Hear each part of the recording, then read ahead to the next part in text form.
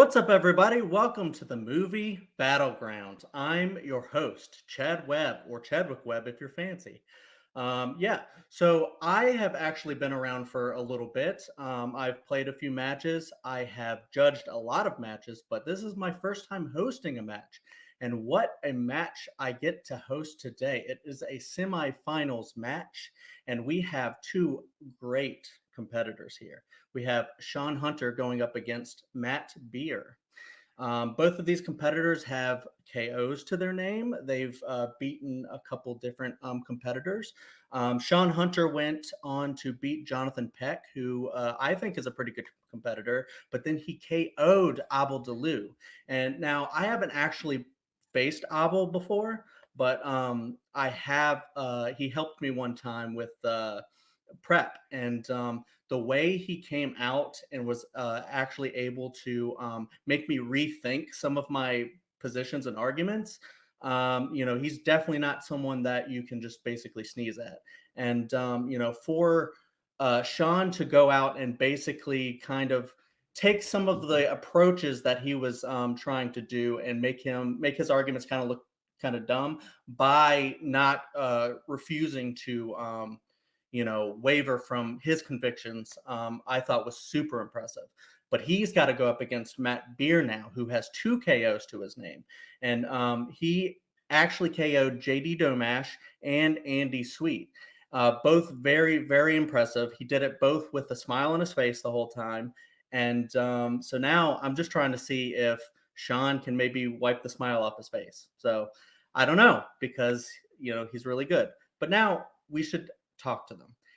Introducing first, with 2 wins and 1 loss, the Porcelain Plate, Shaun Hunter. Hello! I'm so happy to be here. What's up, Shaun? How's it going, man? It's going pretty good, Chad. I'm excited that you're hosting this match. I've judged with Thank you you. before and seen some of your matches, so yeah, this is gonna be a fun time. Very, very fun. Just the way you went up against Abel, I thought was really impressive. I watched that match. I watched like all the matches, because he tried to do some sort of like little bit of outside of the box thinking with the Kenneth Branagh question, and then Yes.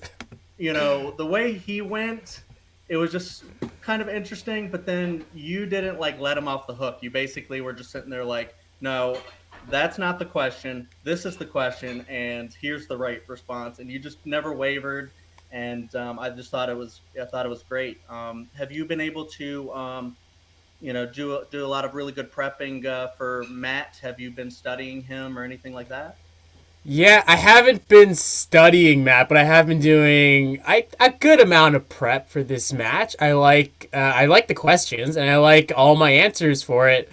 And I think my answers, they're not so much opinion based, but there's a lot of facts behind them to why they're right. So I'm excited to tell the judges and explain to them my choices. Yeah, I mean that's great when you have a lot of questions and choices that you're excited about, because then you'll have the confidence to prove why they're the best choices. So all right, well, thanks, Shaun. Best of luck to you, and let's bring in his opponent. Introducing second, we have, with 2 wins and 1 loss, we have Matt Beer. What's up, Hello. Matt? How's it Oh, going? I'm feeling like Jimmy Garoppolo. I just stumbled my way to a semifinal match.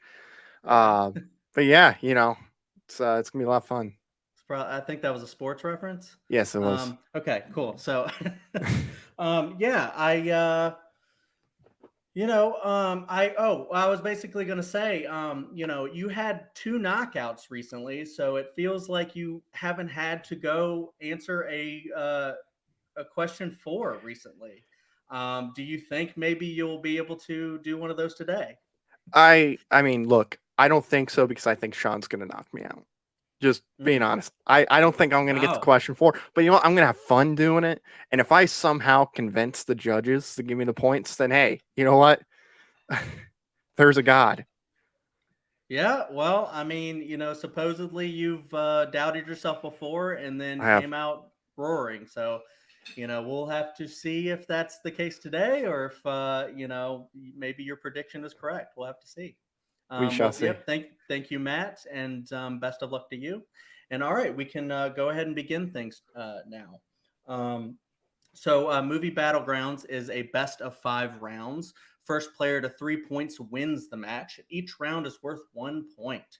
3 points in a row, the player will win by knockout. However, if there's a tie after all 4 rounds, then we will go to a blind round. There'll be more on that later, if and only if we get to it. Each round is structured like this.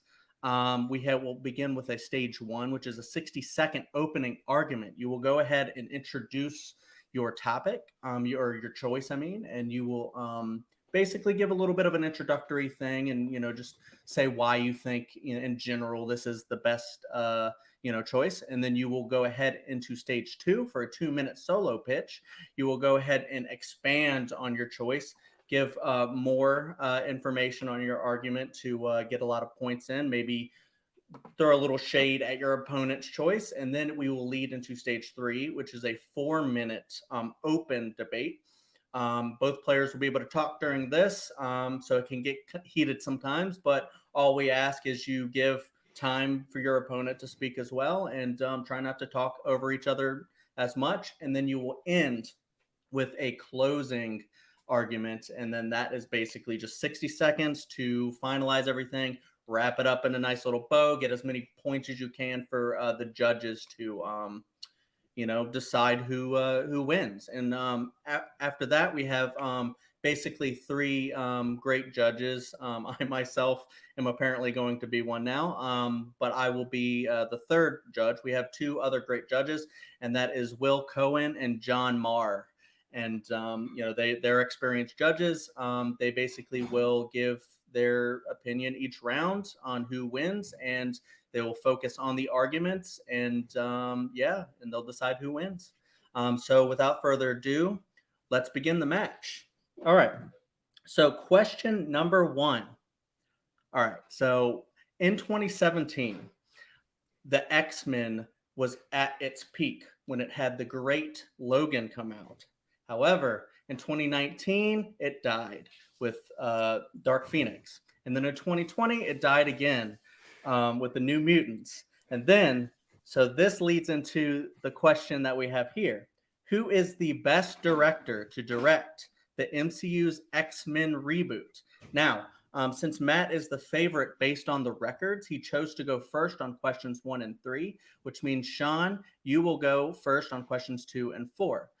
Therefore, when you time will begin, Matt, when you begin speaking. Alrighty. So I do think there is quite a bit of directors that are qualified to do an X-Men movie. But the one that should direct the next one that I believe would make the best X-Men movie is Edgar Wright. Edgar Wright, his style just fits in the MCU, kind of like how James Gunn's style fit in the MCU. And we've seen him do a group-like movie, in a sense, with Baby Driver, where we've seen in the beginning where, we have the whole team together, in a sense. And we saw how well he can do doing that. He does action well. Obviously, he does comedy really well, and he can direct outside of his wheelhouse, and it can still be really good, and he can still make a banger. So I went with Edgar Wright. And that's going to be my time. All right. Matt cedes a little bit of his time there, but comes out with a good opening argument. Now we will transition to Shaun. So Shaun has his minute when he begins speaking. Who is the best director choice to direct the X-Men's MCU reboot? I have chosen Guillermo. Yeah, I'm going to mess up this name so bad. Guillermo del Toro. I will now refer to him as Del Toro for the rest of this match. He's the only choice to direct the X-Men reboot. He's really good at working with ensemble casts. Just look at his films like Hellboy, Pacific Rim, Blade 2. Look at the tone of his films. It's a much darker side, a more, I don't want to say grittier, but real side to these otherworldly or strange things that are happening. If you look at the costume designs, the puppetry, all of that kind of stuff he does in his films, it's beyond anything that Edgar Wright has done. On top of that, he already has kind of a relationship doing stuff with Marvel because he's directed Blade 2. And if we all look at Edgar Wright, his Marvel film didn't really happen. And that's time. All right. Wow. Now we're going to go back to Matt for his 2-minute expansion. And So time while begins when you yes, begin speaking. Sorry. oh, okay, there we go. So while yes, Edgar Wright's Ant-Man movie didn't happen at the time when he was developing it, it was a completely different MCU. It changed essentially what his Ant-Man movie is. It just didn't fit at that time. You know, we obviously know the guy, he can direct about anything, comedy, all that stuff. So he can make something work with pretty much any genre, and he would fit perfect with the MCU. With Del Toro, or Willie the Bull, however you want to call him, Del Toro, you know, we've seen him direct things that weren't exactly in his wheelhouse. There's a graphic that popped up on my screen of Del Toro. That's weird. I don't know what that's about. That caught me off guard. That's not for me, that graphic. Okay, I was like, but we've seen with Del Toro him direct things that weren't in his wheelhouse, and they weren't received the greatest. I mean, we've seen, you know, Pacific Rim, you brought that up, not received the best. You know, it's like a dumb action movie, sure, you know, whatever. It didn't make a lot of money. I mean, there's some people that sure might have liked it, but it wasn't received the best. He's good at what he does. He sticks in his wheelhouse. That's where he's good at. When he gets out of it, doesn't really do all that great. And even if he does something that's not, you know, that's in his wheelhouse, I should say, like Crimson Peak, it doesn't always turn out the best. Edgar Wright, he's proven he can direct things in his wheelhouse, out of his wheelhouse, and he makes bangers. He just made Last Night, so did a really good job. Del Toro's, you know, storytelling style, it just doesn't fit the MCU to me. And I'm going to concede my time. That really threw me off guard. All right. Well, Matt ceding some time there, getting caught off guard a little bit by an image. And to Shaun for his 2-minute expansion. Time begins when you begin speaking. Edgar's style does not fit the MCU. That's why he did not end up directing Ant-Man. The only movie he's done with a good ensemble, with an okay ensemble cast, is Baby Driver. A lot of his other movies, like Shaun of the Dead, Hot Fuzz, The World's End, Last Night in Soho, they're kind of focused on 2 characters. Scott Pilgrim does have a bigger ensemble, but again, you kind of really just focusing on 2 to 3 characters. I'm looking at Edgar Wright's action. It doesn't really look like it would fit an MCU film. His action is not spectacular. And the only action I really like from him is from Scott Pilgrim, which would definitely not fit in an MCU film. Edgar Wright, I feel like all of his films are kind of the same. They're all comedies. Like all of them except for Last Night in Soho, which commercially and critically did not do so well. I think that was his first attempt to really direct outside of his wheelhouse, and he did not really do it that well. If you look at Del Toro and the film he's directed outside of his wheelhouse, Pacific Rim, I believe the film grossed over $400 million worldwide. There was a sequel made because of the popularity of that film. That's an awesome film with an awesome ensemble. The direction, the art direction, the cinematography, all of that is amazing. He used some practical effects mixed with CGI. Imagine if Sentinels looked like that in the MCU. If those were Sentinels, obviously not that big, but Sentinels terrorizing, looking for mutants, that would be awesome. Just look at those visuals. I think it would be so cool. The X-Men need a darker edge to them. Edgar Wright is just too happy, too much comedy. It needs a darker touch like Hellboy and Blade 2 that really fits well with an ensemble. And just, he's more of a visionary director. He's so unique. And that is time. All right. So now we will go to the open debate round. So 4 minutes on the clock. And it'll start whenever the first person begins speaking. I don't find anything visually unique that Edgar Wright could use in the MCU. Like, Scott Pilgrim is awesome visually, but his other 3 films don't really they're not really that unique to me. I would like if you look at Blade 2 and Hellboy and Pacific Rim, especially if you look at Hellboy, like I want to see mutants like that. I want to see different creatures. I want to see practical effects, the strange, weird little things that Del Toro will do. I feel like Edgar Wright won't do.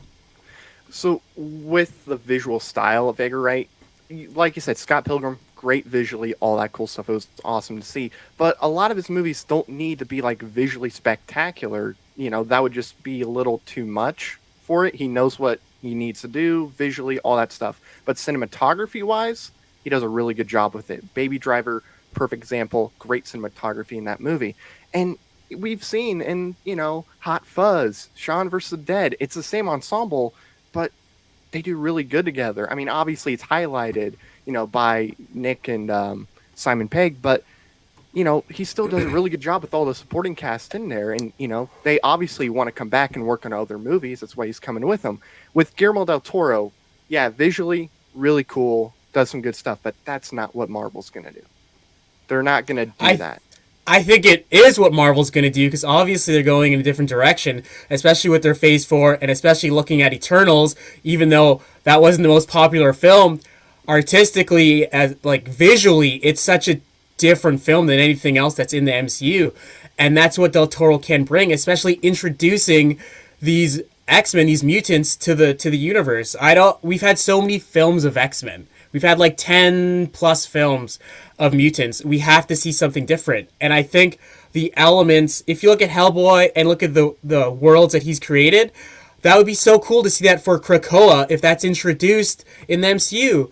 Or Meteor X, or the Savage Land, or even the Murlocs. Like, all of these different types of worlds would be so cool if Del Toro directed this film. With Edgar Wright, I just don't see... He's never really done anything, like, in the world of fantasy.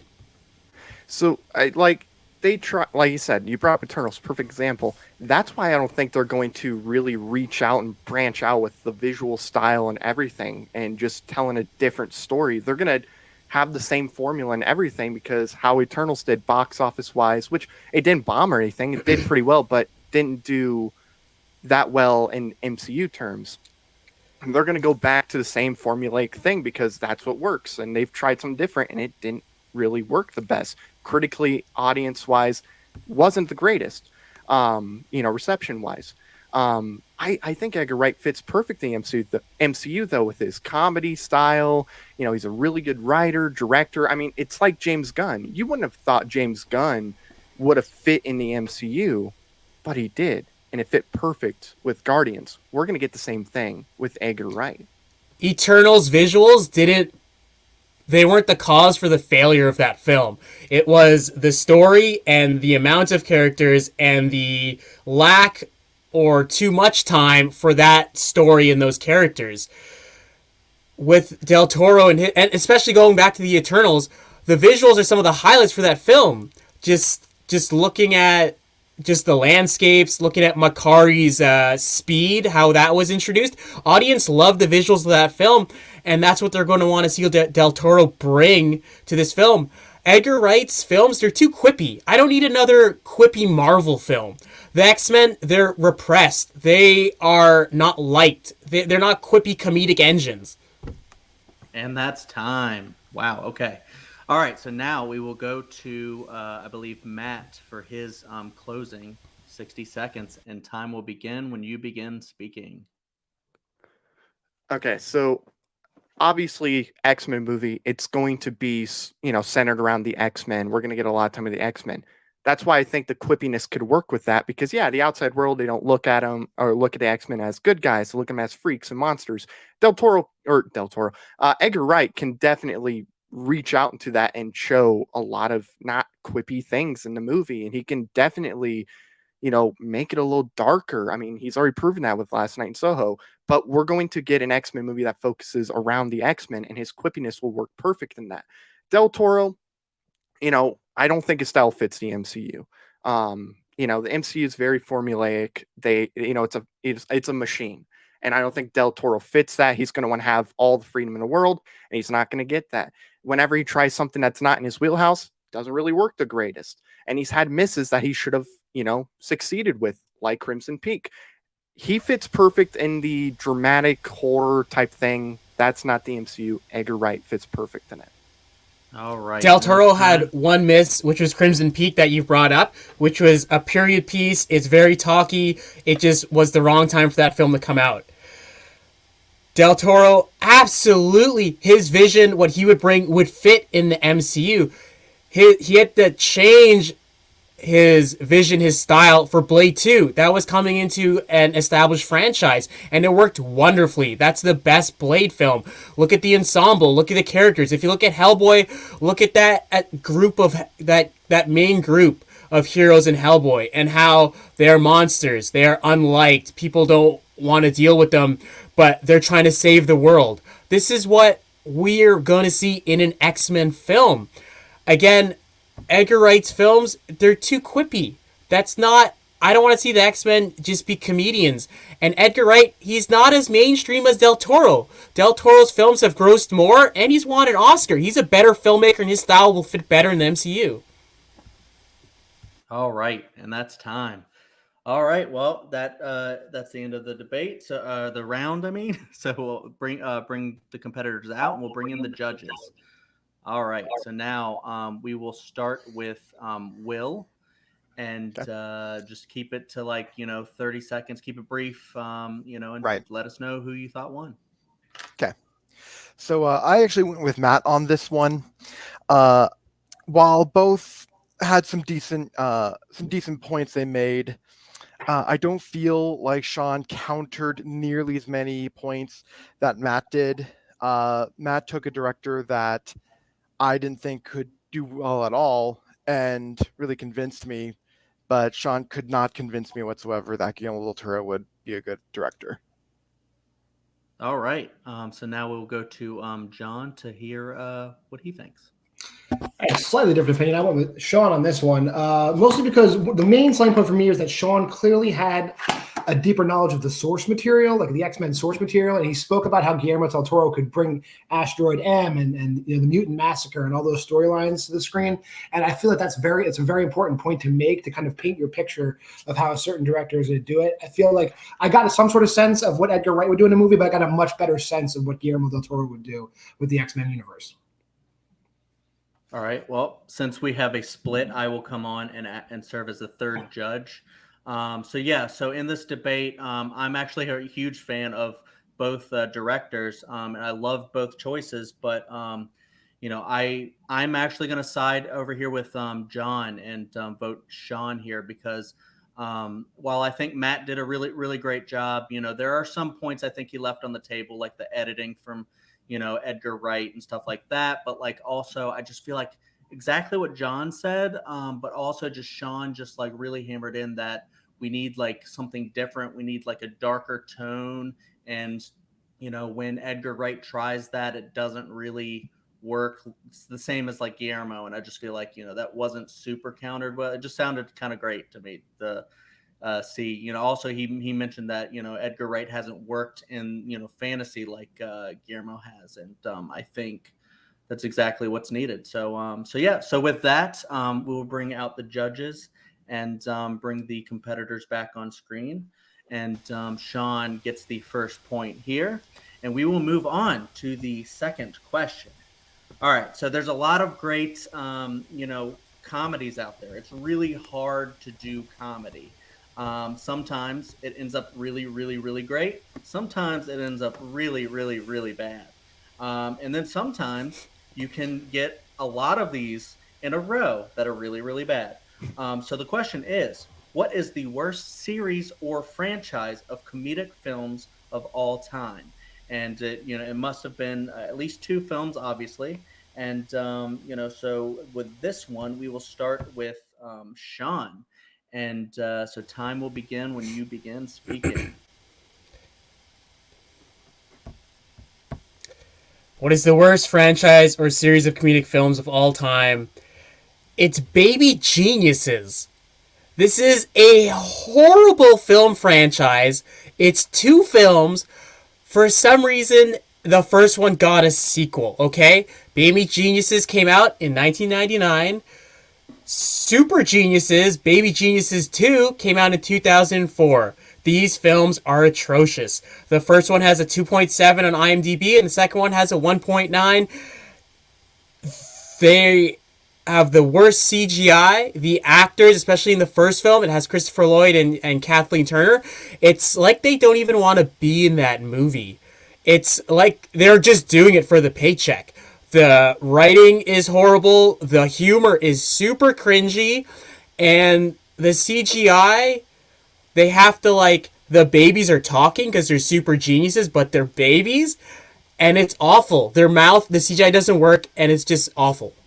All right, and that's time, and we will move on to Matt with his minute when he begins speaking.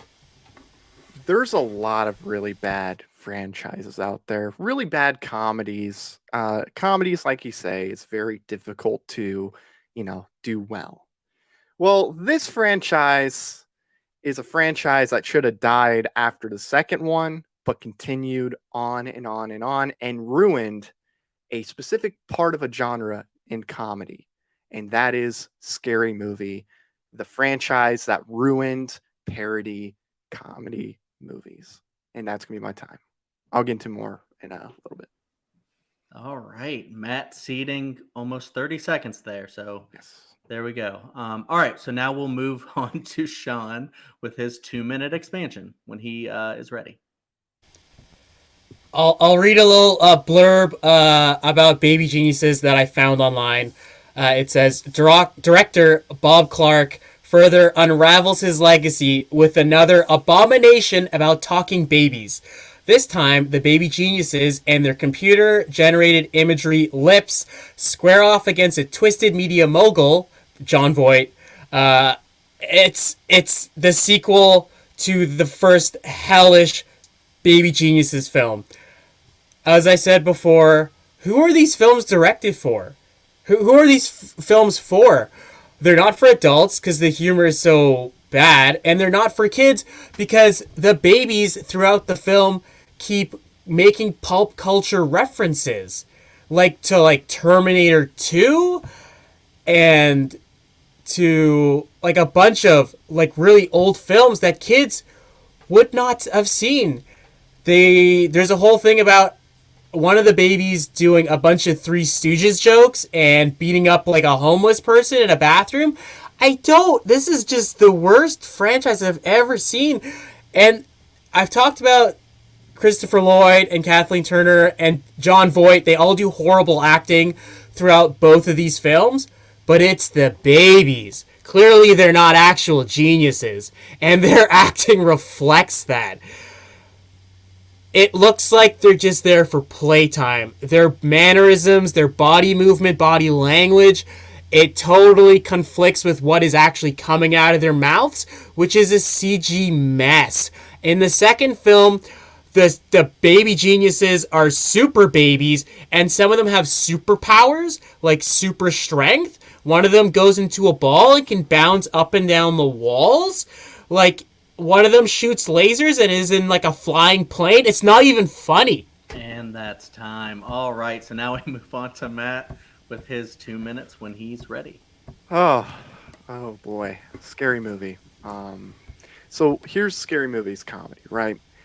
They use a lot of pop culture jokes, just like with Baby Geniuses. Doesn't work because with their pop culture jokes, for one, they're not funny, and two, and I'm scared. That scares me. Just the posters alone scare me. That's the only thing about the title that's right. Scary. They're horrible. Their jokes aren't funny, and they don't hold up a year after those jokes are made. There's a lot of jokes like that, and it's a lot of gross comedy too, just to be gross. I mean, you watched, the fourth one, for example, where they go to the chocolate factory, and it's not funny. It's just gross. Like, you can do gross humor and make it work. It just doesn't work here at all. And the difference between the Baby Geniuses and Scary Movie is with Scary Movie, the target audience it's going for, it clearly doesn't work for them. I mean, like I said, it ruined an entire genre of comedy. I'm going to concede my time. All right. It's like almost a minute there. I got to talk about Matt's Baby going Geniuses. for brevity and speed, And I why guess. it's Here. great. So now we will go into the 4-minute rounds, and time will start whenever anyone begins speaking. I believe my opponent hasn't seen most of the Scary Movie films, and I believe he just Googled worst franchise because the first 3 films of Scary Movie are fucking hilarious, especially when the Wayans brothers are directing. Their father directed it, and the younger brothers, they are writing the film. Scary Movie 1 and 2 are hilarious. Shaun Wayans comes back and writes for Scary Movie 3 with Charlie Sheen and Leslie Nielsen, the king of spoof comedy, is in it. These films are hilarious. Yes, there's some gross out humor, but if I can't see a teenager ejaculate tons of fake cum, blasting his sex partner up to the roof and sticking her up to the ceiling, then I don't know what a comedy is, because it's hilarious. No, it's not. And yes, I have seen them. Okay, I'm offended that you said I didn't see them, because I wasted my time throughout all these years with these movies coming out watching these pathetic garbage movies. The whole opening where you have the boner thing where Charlie Sheen takes the Viagra or whatever, and it gives him the giant boner, and he falls out. It's not funny. It's not funny at all. It's Snoop Dogg in the beginning of the 5th one with what's his face, and they're walking, and they're joking around, talking. It's not funny. Like, they try to do Evil Dead 2016 comedy. It doesn't work at all. You have the appliances dancing in the room. Yeah, I've seen them, Sean. I've seen them. I'm offended. The question is, here's the thing though, with Baby Geniuses. The thing about Baby Geniuses that works is it's for those toddlers. And I saw the first one, and as like a little kid, even somebody in kindergarten, I had a low IQ, but in kindergarten, it worked for me. It works for the young kids. Now, once you get to like 7, 8, no, not really, but it knows what it's going for. It knows its audience, and it does it to perfection, perfectly, because as long as you are just old enough to understand what's going on screen, you're going to love Baby Geniuses. And they know it. They made it for do them. not know their audience. It is the humor is not made for kids. They reference the Three Stooges. They reference the Jerry Springer show in one of the Baby Geniuses. How are toddlers supposed to get a reference to Jerry Springer? The Scary Movie movies are hilarious because they're rated R and they have humor that's actually funny. And that combined franchise has grossed almost $1 billion. So people like these films. And the question is, what is the worst franchise? Both Baby Geniuses movies are horrible. The acting, the humor, the CGI. The first 3 out of 5 Scary movies are hilarious. No. The first one spoofs Scream. The second one spoofs a haunted mansion kind of horror film. And the third one spoofs Signs. And they are so funny. And the acting is good. Anna Faris, her breakout role is in Scary Movie. This Anna Faris is extremely good because she plays a straight woman. She has the voice of reason in these films, and she is like a modern day Leslie Nielsen. And when you see her and Leslie come back in the third one, you see how good she is and how good her acting is. Because if her acting wasn't good, the whole thing falls apart, just like Baby Geniuses. Because no one's acting, they're all there for a paycheck, and the babies are just horrible. The CGI is horrible. The story is horrible. I absolutely loved it as a toddler. And here's what makes You didn't see it as a toddler. I loved it as a toddler. Here's what makes Scary Movie even worse. It spawned 50 Shades of Black. Terrible. Superhero movie. Terrible. Meet the Spartans. Terrible. A Haunted House and a Haunted House 2. Terrible. It spawned all these garbage movies. It spawned those films because the franchise was so good at the start. All right, and that's time. So now we will go to Sean with his 1-minute closing when he begins speaking. Scary Movie 1, 2, and 3 are masterpieces. It was almost a decade since there was like spoof movies, and these 3 films, they came back very close. They were released really close together, 2000, 2001, and 2004, I believe. They hit the cultural zeitgeist. Teens love them. Adults love them. They made so much money. The first film grossed almost $300 million worldwide. Okay? Just the teenage humor in the first one with Marlon Wayans, who plays a pothead. His character is so iconic and it's so funny. And it's awesome to see a black writer write a black character, so it's not stereotypical. The body humor in the second film, especially with the crazy kind of weird butler, how no one wants to be around him and he keeps trying to make their food and puts his hand in it, is hilarious. And Charlie Sheen in the third film crushes it. He is a comedic genius. All right, and now we'll go to Matt with his final minute. You could throw Robert De Niro in the room and he would crush it because he's just that good of acting. Okay, so when you throw in somebody who's a comedic genius into the worst movies ever, okay, yeah, they might be funny, but that doesn't mean the movie's good at all. So with Baby Geniuses, yes, there's pop culture jokes. It's for the parents, so there's something they can see, whatever. Toddlers don't care because they don't know what those things are, but that doesn't matter. They still find it funny. Baby Geniuses knows its audience, and they knock it out of the park for their audience. With Scary Movie, you show a teenager 100 years from now, Scary Movie 1 through 5, they're not going to know anything. They're not going to care about it. They're not going to find any of it funny at all. The humor's gross. It's not funny. It's a waste of time. It spawned all these garbage movies, which I think makes it worse than Baby Geniuses. We didn't get baby alligators or baby turtles. We got none of that. We got all these horrible spoofs, and I saw my time was out because I would have listed them. And that's time. All right. So now we're going to bring the competitors out and bring in the judges, and we will start this time with John. This one really pains me because I think Matt positioned himself with like the perfect argument. Like if he had just expanded like totally and gone full bore with Scary Movie being like the genesis of the death of the parody genre and just went with that, I think he could have won. But I think Shaun just made too many good points. Besides that, he came prepared, and honestly, Baby Geniuses, it was kind of like a chip shot because those movies suck so hard. So he started on the 10-yard line and scored a touchdown. Matt had a huge undertaking and just didn't do it. So it pains me, but I go with Shaun. All right, and now we'll hear Will's opinion. Okay, so I actually went with Shaun as well. Matt started off okay, but then he mentioned he actually referenced an incorrect movie in the Scary Movie film because in none of the 5 movies does anyone go to a chocolate factory. That happens in Epic Movie.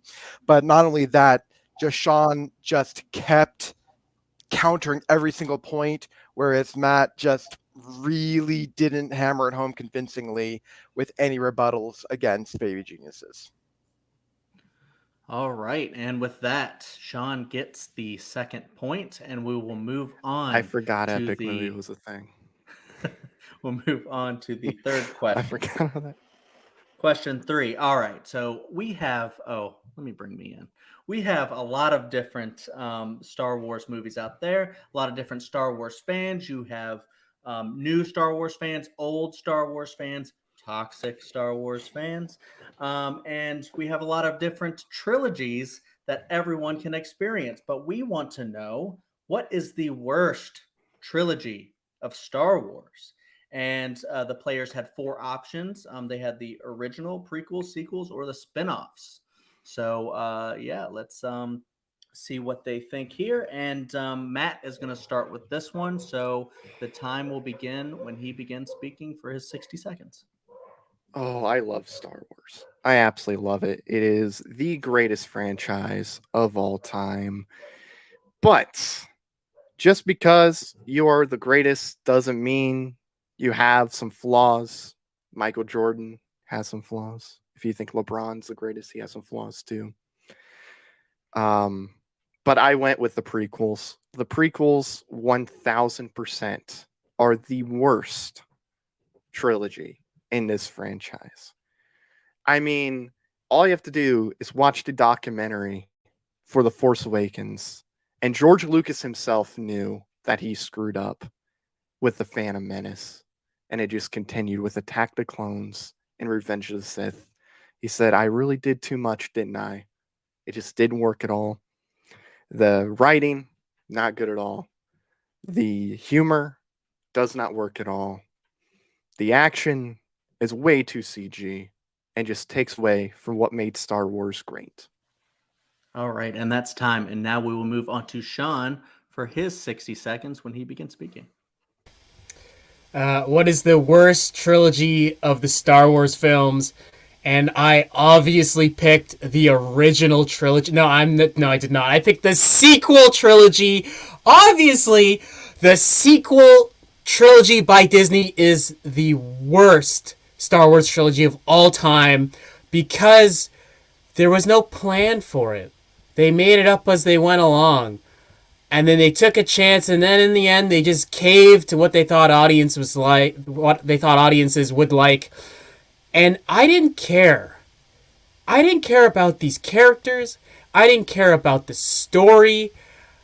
I didn't care about how they ripped off past Star Wars films and tried to play it off as something original. You fucked with me, Disney. I had so much hope for that sequel trilogy, and you crushed my hopes and dreams and gave me a complete mess. All right, that's time. Does Disney owe Sean an apology? I don't know. Maybe. So now we will move on to Matt with his 2-minute expansion when he begins speaking. Okay, so I'll get into my love for the sequels and the open discussion. But to get back to the prequels, here's the thing with the prequels. And there they are. 3 shit films. So obviously you have potential. That's what really hurt these two. Obviously Darth Maul, potential to be a great villain, to just, really center around this entire trilogy leading to the third one, where we obviously all know what the plan was, make Anakin turn to Vader. And they kill him off. Pretty cool, but they kill him off. And, we're, like I said, a lot of the humor just doesn't work at all. It's very bad. Obviously, he's going for kids. That's like his target is the kids, but it just doesn't work. So obviously, you waste the talents of Liam Neeson. You waste the talents of, Natalie Portman. Like, you get to the second movie, the whole love story with Anakin, Padme, it's awful. I think everybody who loves the prequels will even acknowledge that love story going to Naboo, it's just garbage. Doesn't work at all. The action is way too CG heavy.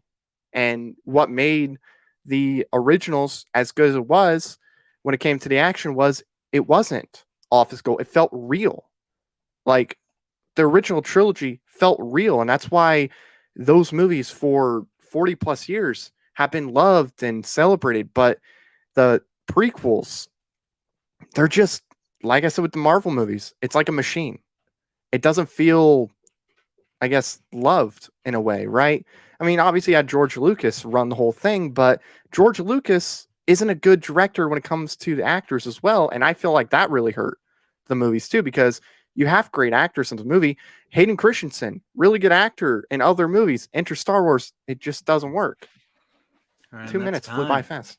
So now we will move on to Sean for his 2 minutes. You said in the documentary, George knew he screwed up, and he did have some faults, but he corrected them. He corrected them with Attack of the Clones and Revenge of the Sith. The humor that people didn't like, he got rid of it. You don't see Jar Jar Binks after that. You talk about potential for those prequel trilogy, it was fulfilled. It has an amazing story arc and amazing characters, set design, costuming, everything was amazing.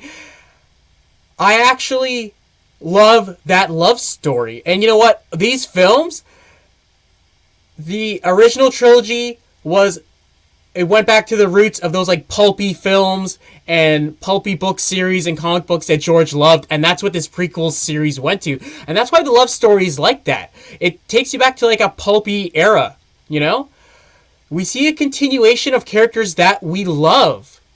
We see Obi-Wan, Qui-Gon, we see Anakin, we see Obi-Wan's journey from being a Padawan, losing his master, reluctantly taking on a student.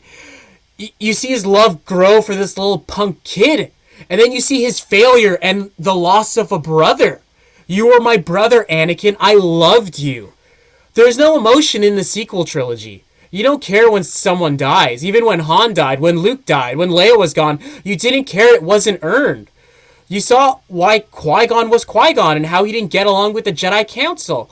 And he just wanted a better life for some boy from Tatooine, and he got him out of slavery. You look at Anakin, a slave, born without a father, thrust into a role to fulfill a prophecy. The Jedi Council not liking him, he was not trained at a young age. That's why he falls in love. Attachment is forbidden, possession is forbidden. All of that, it made a great love story. And that's time. All right. So now we get into the 4-minute open debate, and the time will begin when someone begins speaking. I care let's so talk much about those more. sequels. I care so talk much about more the about sequels. The sequels. Anakin. Here's what's great about them, okay? Here's what's great about the sequels. Go. Okay, so a lot of people complained with The Force Awakens. Oh, it's too much like A New Hope. Well, here's the thing. What The Force Awakens did perfect was it made a movie that fans of the original trilogy can love, fans of the prequels can love, and new fans can be introduced and they can fall in love with it. You have Rey, who, yeah, is like Luke in a way, sure. Kind of like Luke and Han mixed together, because she's, like she's force sensitive. That's why she's essentially like Luke. But it's like a combination of Luke and Han with their characteristics and whatnot. You get to The Last Jedi, and what that does great is it completely takes what we all think of as Star Wars and love, and it changes it. It adds Canto Bight was horrible and didn't belong in The Last Jedi, and we're talking about the whole trilogy, so stuff that happened in The Last Jedi didn't even matter. Snoke, that little boy at the end of The Last Jedi, that stuff didn't even matter in The Rise of Skywalker. It's just a symbol of hope. That's the Rise. No, it's not. The Rise of Skywalker was a colossal mess and ruined the rest of the trilogy. A trilogy that was already bad. As you said, I didn't care about the characters in the sequel trilogy. Rey, the galaxy's most known Mary Sue, who's never in danger, who just used the. Explain how she's Mary Sue. How is she Mary Sue? She uses the Force. She's already stronger than Kylo, like right off the bat. Fuck you, Disney. You made us think that Finn would be the star of The Force Awakens, and they ruined it. They took the black character and put him to the background. And the second film, more to the background. And the third film, he's barely in it. He doesn't even have an arc. The prequel trilogy, everyone had an arc. Obi-Wan, Anakin, Padme, Palpatine. You knew what the evil villain was doing in the prequel trilogy. You saw all of his moves and you knew how dastardly and evil he was. And then you bring him back in The Rise of Skywalker. Why? How? He's just gone. He's dead. Like it's so pointless. They suddenly have Star Destroyers that could destroy planets. It is wasted potential in the sequel trilogy, far more than the prequel trilogy. So here is why you're wrong about all of what you just said, okay? For one, when you say Rey's and Mary Sue because she's stronger than Kylo Ren right away, remember, he was shot in the side by a bow that literally had 3 different stormtroopers flying all over the place like that. He was dying, okay? He had blood pouring out. He was dying, so of course she's stronger because he's already weak, and he almost beat her right then and there. And then we see in The Last Jedi, when they're fighting the Royal Guards, Rey is struggling, and Kylo just going against all these guys, just slaying them, dominating them. And then in The Rise of Skywalker, he won that fight with Rey. If it wasn't for Leia speaking to Kylo, he would have killed her. She's an absolute Mary Sue. The internet has proved it. She just wields a lightsaber so easily. She can use Jedi mind tricks so easily. Look at what Luke had to go through. All the training. And he still wasn't that good of a Jedi at the end of The Return of the Jedi. Look at all the training Anakin had to go through. Anakin's journey is way more tragic, is way more powerful of a story than the sequel trilogy, and especially Obi-Wan. Look at what Obi-Wan goes through in that you don't know or care what happens to Finn or Rose or Poe. Let's talk about the comedy in the sequel trilogy that just doesn't work. Way worse than Jar Jar Binks. What is Poe even doing? He doesn't even change. They don't even get rid of the comedy that doesn't work. Look. He's saying stupid things to distract them because you're easily distracted by stupid things. Like we all are. And that's time. All right. So now, shoot, who are we with? Me. Matt? Oh, Matt. All right, Yeah. so Matt, when you begin speaking. So again, Rey is absolutely not a Mary Sue. She struggles throughout the trilogy. Okay, she's struggling with one guard while Kylo's destroying them. So saying Kylo is weaker when throughout the entire trilogy, it's shown that he's stronger is just wrong. She trains just as long as Luke, if not longer. Okay, like between the Rise of Skywalker, Last Jedi, it's 2 to 3 years. When we learn it's like 2-3 months with Yoda, and that's pretty much what it was in Last Jedi. What makes the prequels bad though? And why they are the worst. The storytelling is just not done well. The characters acted not good at all. There's maybe one good performance, but again, a lot of bad movies have one good performance. Legend Hercules, Liam McIntyre was the only good performer. Comedy didn't work at all. Yeah, wasn't as much comedy in the others, but there still was comedy in those. It's just bad storytelling, not good acting. All right, and that's time. And now we'll move on to Shaun with his final minute here. Acting. Ewan McGregor and Ian McDermott kill it. Frank Oz kills it. Samuel L. Jackson is amazing. Christopher Lee is amazing. They all have great scenes. I just care about the characters more. They explore the world more. It takes me somewhere where Star Wars has never been, and I think people have come to appreciate and like the prequel trilogy more because of the story, because of the fall of Anakin, because of all the stuff that Obi-Wan goes through. These sequels, come on. The characters you don't care about. Some of the acting, and even the acting, because the actors aren't given anything to work with, like Rose or any of them, the characters just go away. The story is all over the place, especially in the last one. The themes, the comedy doesn't work. Poe's comedy doesn't work. The story structure just doesn't make sense. The names of the Last Jedi, she just suddenly is Skywalker. She's just suddenly the daughter of Palpatine. It makes no sense. And that's time. All right, so now we will bring the competitors out, and we'll bring in the judges, and we will see what their opinions are. Will can start. All right. As far as I'm concerned, both contestants had minus points for not having the balls to say 4, 5, and 6 was the worst. Either way, I went with Shaun. I think while it's easy to pick on the prequel trilogy, it's really hard to point out the good in it, and Shaun did it flawlessly. And once again, I kind of feel that Matt just left a lot of points on the table and just could not counter. All right, and now we will go to John with his opinion. All right, I want Matt on this one, so I'm going to say while I think Matt played just enough defense to edge out a win, because there are some points that Matt made, and the biggest point that Matt made was the fact that the CGI, especially at that time in the late 90s, was not developed enough to really carry the Star Wars franchise the way they thought it could, and that point kind of just laid there. And I understand, Shaun made some great points about it, and he went into the entire structure of the trilogy. However, that point did lay there, and actually Matt did that without even bringing up Jar Jar Binks, and Shaun invoked Jar Jar Binks, and at that point I was like, well, Matt, you win. All right. Well, since we have it split, I will come in and give my opinion here. There's only one answer for me, and I'm gonna go the same route as Will.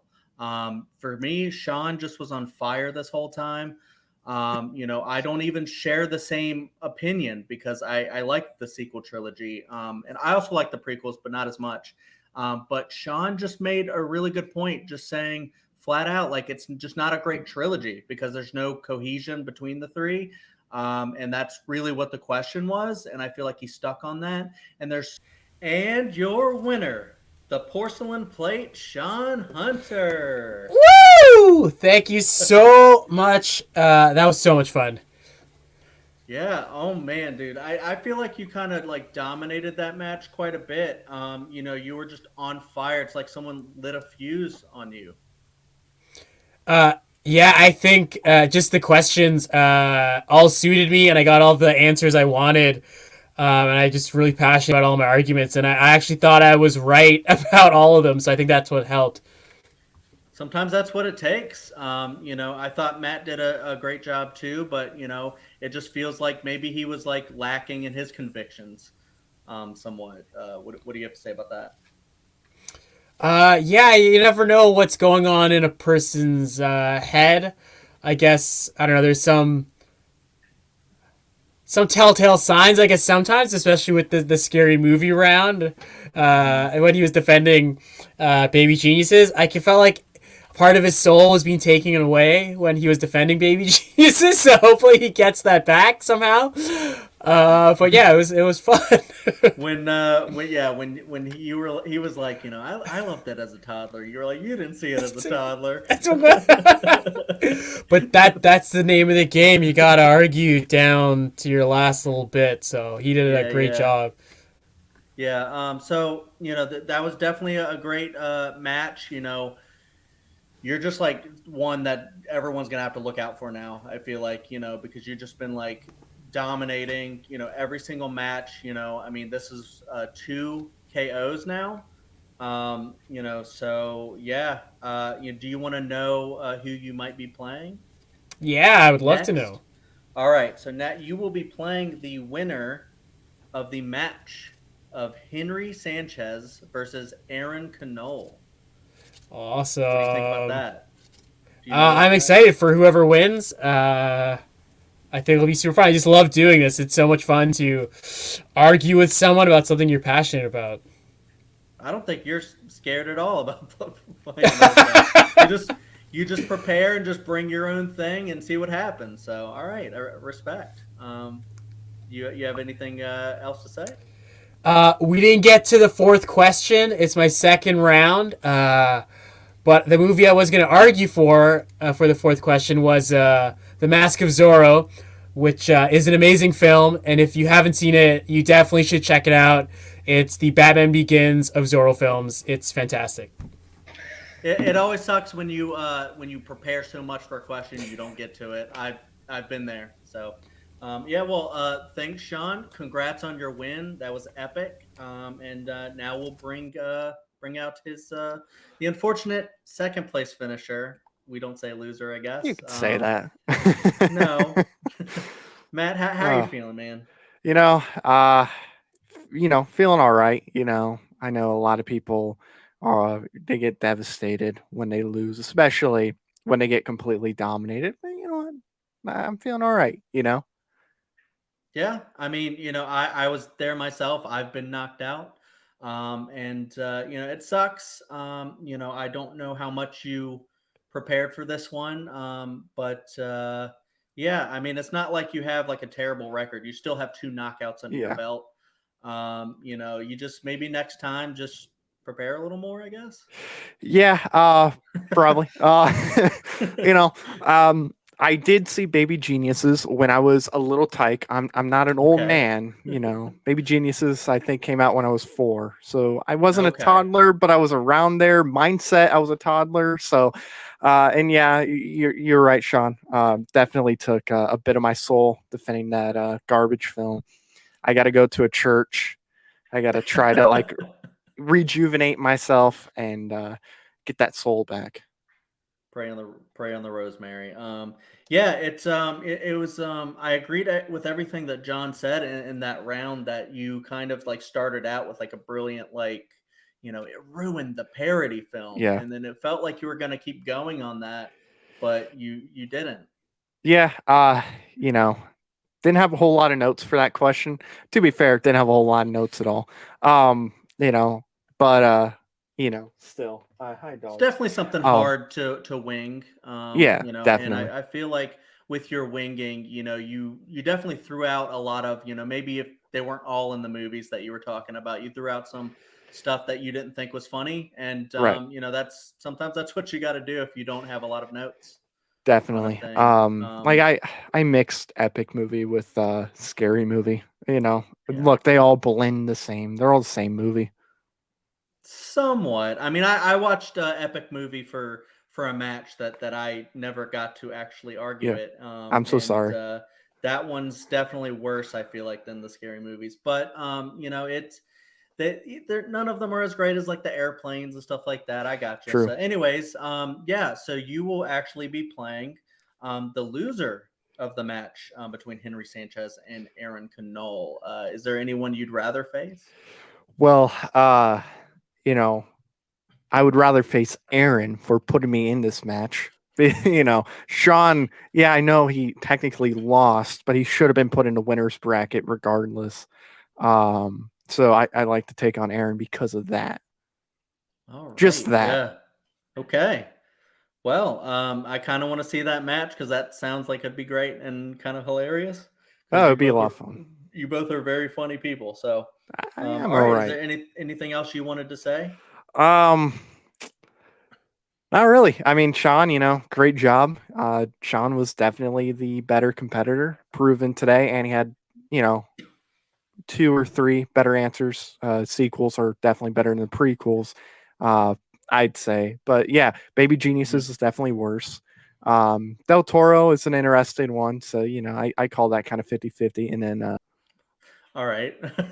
Well, the debate's over, so I Yeah. guess it doesn't matter. But Very yeah, true. better luck next time, Matt. And with that, we will end this video.